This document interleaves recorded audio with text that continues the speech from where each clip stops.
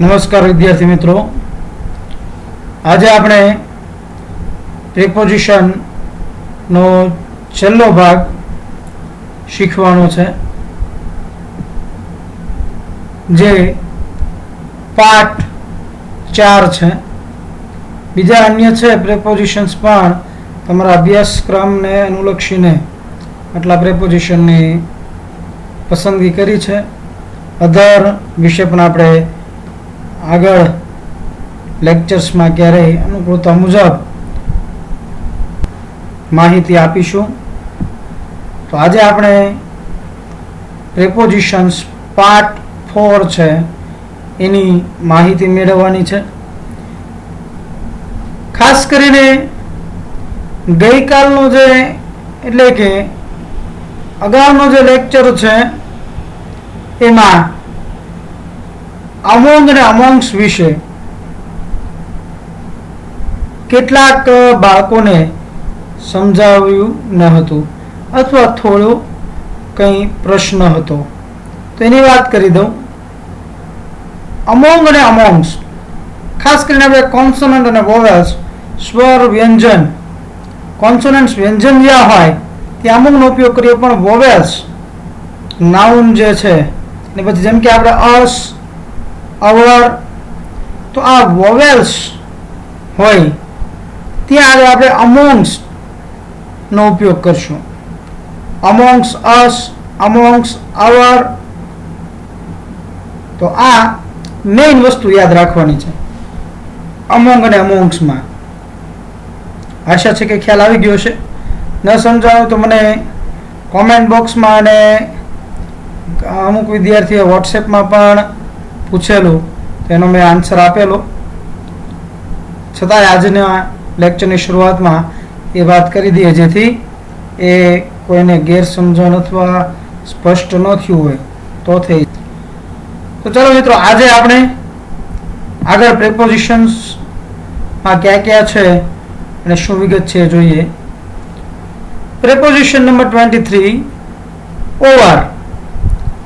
ઓનની જેમ ઓવર પણ ની ઉપર, પણ ની ઉપરથી પસાર થવું એટલે ખ્યાલ આવી ગયો છે કે બંને વસ્તુ કોઈ પણ જે કાંઈ કે આપણે ઓનમાં જોયું કે the book is on the table અથવા the book is lying on the table, તો ટેબલને અડીને હતી, પણ અહીં બંને વસ્તુ વચ્ચે અંતર છે, અડીને ન હોય ત્યારે ઓવર નો આપણે ઉપયોગ કરીએ છીએ. બીજી તરફ જવું, ઢાંકવું, આવી વાત કરવી હોય ત્યારે પણ આપણે ઓવરનો ઉપયોગ કરીએ છીએ. હવે આ પ્રિપોઝિશનનો કઈ રીતે ઉપયોગ થાય એ ઉદાહરણ દ્વારા સમજીએ. પહેલું વાક્ય છે, the helicopter is hovering over us. કારણ કે આપણે ખ્યાલ છે કે હેલિકોપ્ટર અને આપણી એટલે કે આપણું માથું અથવા આપણે જે ઊભા છીએ અને હેલિકોપ્ટરના વચ્ચે અંતર છે, તો ત્યાં ઓન ન કહી શકાય, અડીને નથી માથાને, અંતર છે, તો ઓવરનો ઉપયોગ કરશું. The flags were over our heads. તો ફ્લેગ્સ છે એ કાંઈ માથાને અડીને કે માથા સાથે ચોંટાડીને નથી રાખેલા, તો એ વાતથી આપણે સ્પષ્ટ કરી શકીએ કે ઓન અને ઓવર એમાં શું તફાવત છે, અથવા તો ઓવર છે એનો કઈ રીતે ઉપયોગ થાય. I put a cloth over her. ઢાંકવાની વાત છે, કવર કરવાની વાત છે. ત્યારબાદ તમે વાક્ય જો, they leave over this mountain. તો અહીંયા પર્વતની ઉપર રહેવું કે એનાથી ઊંચા અંતરે રહેવું એમ વાત નથી.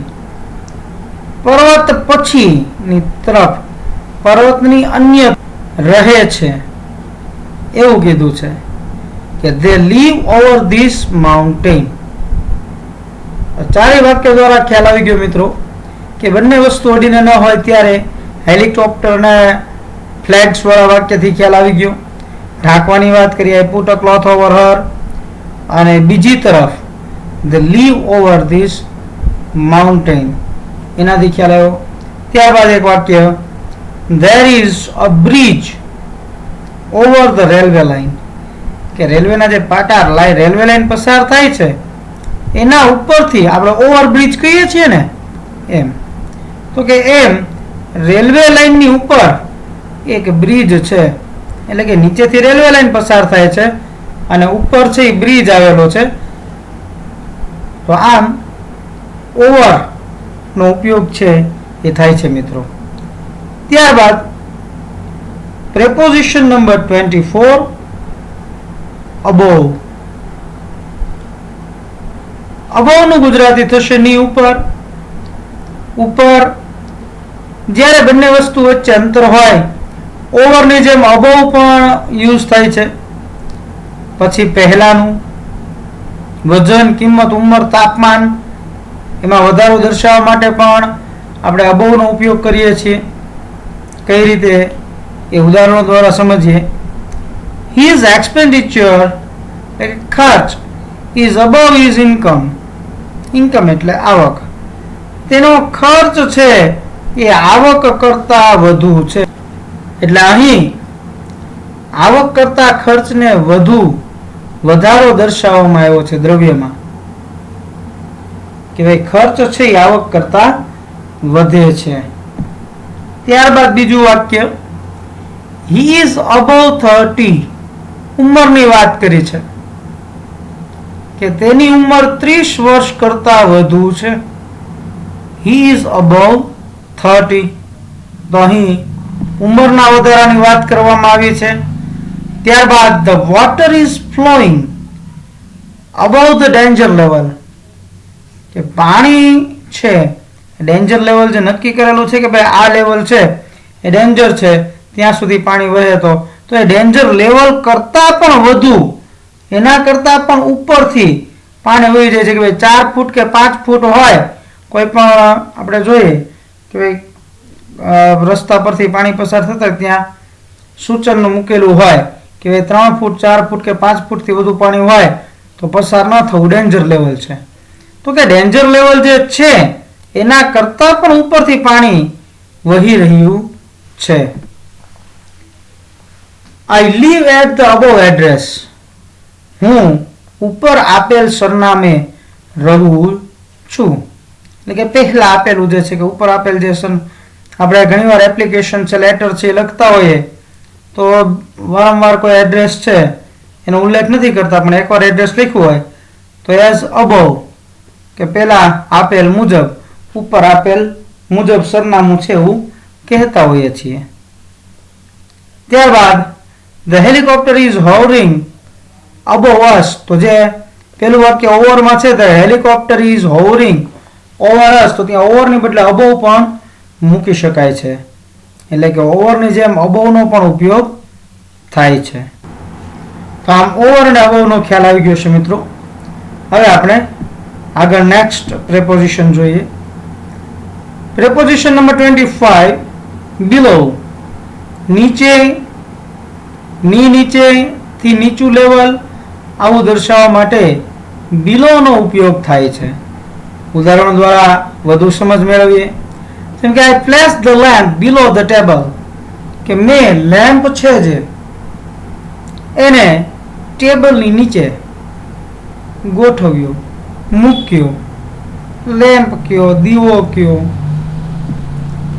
બીજું વાક્ય છે we could see the setting sun going below, કે આપણે જોઈ શકીએ કે સૂર્યાસ્તના સમયે સૂર્ય જે છે એ અસ્ત થતા સમયે નીચે જઈ રહ્યો હતો, નીચે તરફ.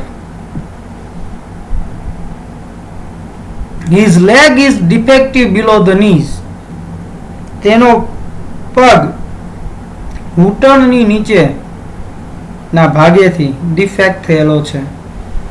તો અહીંયા મિત્રો આપણે અબોવ, બિલો એની વાત કરીએ તો કોઈ વસ્તુ અટકીને હોય, દિવાલ નડીને હોય ત્યારે પણ કહીએ કે there is a calendar above the picture. કોઈ પણ એક ચિત્ર છે ને પર છે, અથવા તો આપણે કીધું there is a beautiful picture below a lamp.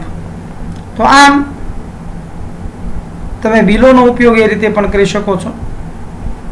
અહીંયા આપણે અમુક મુખ્ય વાક્યો લીધા છે જેથી તમને એનો ખ્યાલ આવે.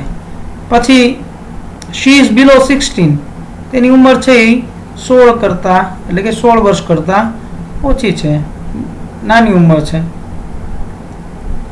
This work is below my dignity, મારો જે હોદ્દો, મારી જે લાયકાત ને એના પ્રમાણે જે મારો હોદ્દો, માન જે છે, પદ છે, એના કરતાં કાર્ય છે એ નિમ્ન કક્ષાનું છે એવું અહીંયા કીધું છે. તો અહીંયા લેવલ, કક્ષા આવું દર્શાવવા માટે પણ બિલોનો ઉપયોગ થાય મિત્રો. ત્યારબાદ preposition number 26, in front of, ની સામે અથવા તો ની સામેની બાજુએ. અગત્યનું પ્રેપોઝિશન છે. તમારે લોકેશન દર્શાવવું હોય તો ઉપયોગી. આપણે ડિસ્ક્રાઇબિંગ, સ્પેસિફાઈંગ લોકેશન આવતું હોય છે, ત્યાં તમે સ્પેસિફાઈ કરી શકો છો લોકેશનને ઇન ફ્રન્ટ ઓફ દ્વારા. જેમ કે I park the motorcycle in front of the hospital, મેં હોસ્પિટલની બરાબર સામેની બાજુએ મોટરસાયકલ છે એ પાર્ક કરી કે પાર્ક કરું છું. બીજું વાક્ય, she put the plates on the table in front of us, તેણીએ અમારી સામે ટેબલ પર પ્લેટ મૂકી. ઇન ફ્રન્ટ ઓફ, અમારી સામે, સામેની બાજુએ. ત્યારબાદ ત્રીજું વાક્ય, there is a beautiful garden in front of our house, અમારા ઘરની સામે એક સુંદર બગીચો છે. તો અહીં આપણે બગીચાની વાત કરી, લોકેશન, ઘરની પણ વાત થઈ, બગીચાની પણ વાત થઈ. તો આ મિત્રો તમને ખ્યાલ આવી ગયો કે પ્રિપોઝિશન છે એ કેટલીક રીતે ખૂબ જ ઉપયોગી છે. ત્યારબાદ પ્રેપોઝિશન નંબર 27, till, until, બંને સાથે છે. till જ્યાં સુધી કે ત્યાં સુધી, until એટલે જ્યાં સુધી નહીં ત્યાં સુધી નહીં. ખાસ યાદ રાખી લેજો, till જ્યાં સુધી ત્યાં સુધી, until જ્યાં સુધી નહીં ત્યાં સુધી નહીં.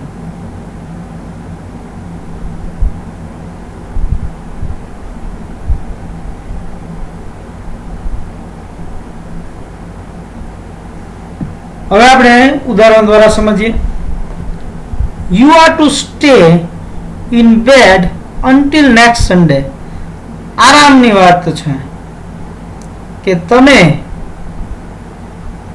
તો તમારે બીજો રવિવાર આવે નહીં ત્યાં સુધી બેડ પર આરામ કરવાનો છે, એટલે કે બેડમાં આરામ કરવાનો છે. સ્ટે ઇન બેડ એટલે આરામ કરવાનો છે ટૂંકમાં. તો કે યુ આર ટુ સ્ટે, ત્યાં હેતુ દર્શાવ્યો છે, ફરજ દર્શાવી છે કે ભાઈ તમારે હજી બીજો રવિવાર સુધી આરામ કરવાનો છે. એટલે કે અન્ય બીજો રવિવાર એટલે કઈ પેલો બીજો ત્રીજો એમ નહીં, પણ આવતો રવિવાર એમ, હવે જે આવે એ રવિવાર. અથવા તો you are to stay in bed till next Sunday. જો પેલું વાક્ય અનટિલ નેક્સ્ટ સન્ડે એટલે કે આવતો રવિવાર ન આવે ત્યાં સુધી તમારે આરામ કરવાનો છે, અને ટીલમાં આવતા રવિવાર સુધી, ટીલ નેક્સ્ટ સન્ડે આવતા રવિવાર સુધી તમારે આરામ કરવાનો છે. ત્યારબાદ બીજું વાક્ય, she will wait for us until અથવા તો till next Monday, આવતો સોમવાર ન આવે ત્યાં સુધી તેની અમારી રાહ જોશે, અથવા તો આવતા સોમવાર સુધી તેની અમારી રાહ જોશે. બંને શબ્દ છે, એક નકારાત્મક ને હકારાત્મક અસર, પણ કઈ રીતે મૂકવું કે આ અર્થમાં કઈ રીતે લખવું એનો ખાસ નોંધ રાખજો મિત્રો, ખાસ ખ્યાલ રાખજો. We did not get home till 3 am, કે ભાઈ 3 વાગ્યા સુધી, અને am એટલે કે વહેલી સવાર આપણે કહેતા હોઈએ છીએ, બરાબર, પણ અહીંયા મોડી રાત અને વહેલી સવારની વચ્ચેનો સમય, ટૂંકમાં રાત્રિના 12 વાગે એ પછીથી લઈને બપોરના 12 વાગ્યા સુધીનો સમય, એટલે કે 12 સુધીમાં, ત્યાં સુધી આપણે એમ હોય, અને ત્યાં સુધી પછી બપોરના 12 થી રાત્રિના 11:59 આમ કહો કે તમે 12 વાગ્યા સુધીમાં PM. તો હવે 3 વાગ્યા સુધી ઘરે પહોંચ્યા નહીં, ઘરે પહોંચી શક્યા નહીં. ડીડ નોટ અને ટીલ. હવે અનટીલ થી વાક્ય બનાવવું હોય તો ડીડ નોટ લખવાની જરૂર ન રહે, તો ઓટોમેટિક અનટીલ નકાર વાક્ય બનાવે. એટલે આમ ટીલ અને અનટીલ એનો પણ ખૂબ જ મહત્વ છે અને ઉપયોગી પ્રેપોઝિશન છે. ત્યારબાદ થ્રુ. થ્રુ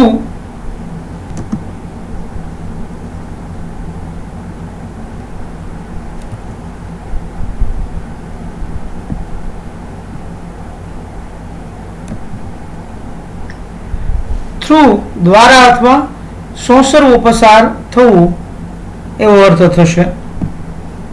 જેમ કે we walk through a garden of roses, કે અમે રોઝ ગુલાબ ના બગીચામાંથી પસાર થયા. He was passing through the tunnel. Tunnel માંથી પસાર થઈ રહ્યો હતો તે. તો ના દ્વારા સોંસરવું, પસાર થવું. They were walking through the garden, કે તે બગીચામાં, ટૂંકમાં એક છેડેથી બીજા છેડે જવું, બગીચામાં જે રસ્તો છે માર્ગ ત્યાંથી પસાર થવું, તો ત્યાં આપણે થ્રુનો ઉપયોગ કરીશું. ત્યારબાદ મિત્રો નેક્સ્ટ પ્રેપોઝિશન્સ છે, પ્રેપોઝિશન છે ટુવર્ડ્સ. ટુવર્ડ્સ ની તરફ. પેલું વાક્ય છે he goes towards the school, તે શાળા તરફ જાય છે. My uncle vent towards the post office, મારા અંકલ છે એ પોસ્ટ ઓફિસ તરફ ગયા. વેન્ટ, કોઈ પૂછે ક્યાં ગયા, તો કે પોસ્ટ ઓફિસ તરફ ગયા. We are going towards the Shiva temple now, અમે અત્યારે શિવજીના મંદિર તરફ જઈ રહ્યા છીએ. એટલે કે ટુવર્ડ્સ એટલે કે ની તરફ. ત્યારબાદ પ્રિપોઝિશન નંબર 30 નંબર અંડર. ની નીચે કે નીચે. જો બિલો અને અંડરમાં પણ ફેર છે, એ પણ ખાસ યાદ રાખજો મિત્રો. He works under my father as a clerk. તો એ પોસ્ટિંગની વાત છે કે ભાઈ એમના જે ફાધર છે એની પોસ્ટ ઊંચી છે અને પેલા ભાઈ છે ક્લર્ક તરીકે કામ કરે છે. તો કે he works under my father as a clerk, તે મારા ફાધર નીચે, એટલે કે એની પોસ્ટની વાત છે. તો એનાથી નીચેની પોસ્ટ જે ક્લાર્કની છે એ પોસ્ટ પર કાર્ય કરે છે. નેક્સ્ટ સેન્ટેન્સ જોઈએ. The cat is sleeping under the chair. બિલાડી ખુરશી નીચે સૂતી છે. તો ની નીચે, ખુરશીની નીચે. The book is lying under the table. Book છે એ ટેબલની નીચે પડી છે. Now she is under police custody, કે હવે તેણી પોલીસ કસ્ટડીમાં છે. હવે અહીંયા આપણે વાત કરીએ પોલીસ કસ્ટડીમાં છે અને અહીંયાની નીચે એમ કેમ? તો આવી રીતે મિત્રો ખાસ યાદ રાખવાનું કે આપણે ગુજરાતી શબ્દ બોલતા હોય છે ને ઇંગ્લિશ વાક્ય છે, એમાં જે તફાવતો હોય છે એ ખાસ ઓળખવાનો છે. જેમ કે આપણે એરેસ્ટ કરતા હોય ત્યારે અરેસ્ટ કરી ત્યારે કે યુ આર અંડર અરેસ્ટ, તો એ વાક્ય શબ્દો છે એના પર ખાસ ભારણ મૂકવું.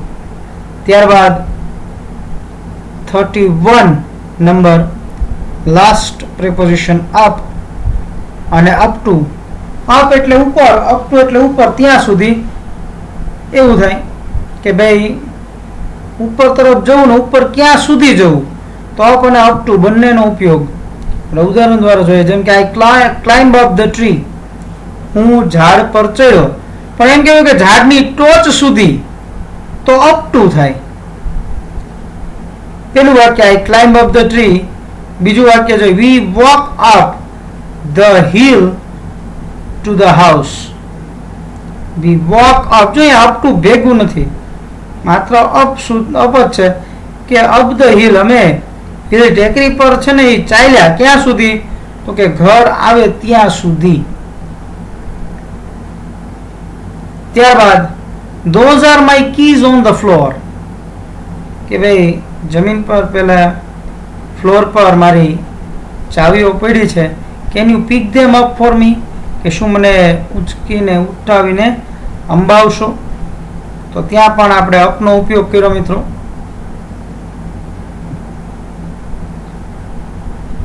આઈ climb up to the top of the hill. તો અહીંયા શું વાત કરી છે કે I climb up to the top of the hill, કે હું હિલ જે છે બરાબર, એટલે કે ટેકરી છે એની ટોચ સુધી ચડ્યો.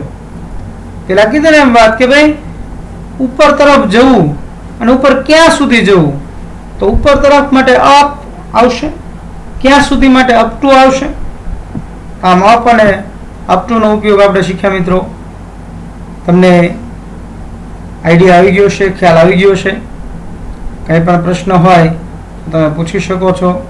આશા છે કે તમારું જે નોલેજ છે એમાં કંઈ વધારો થયો હશે, મજા આવી હશે. તો આજનો લેક્ચર આપણે અહીં પૂર્ણ કરીએ છીએ મિત્રો. આભાર, આવજો.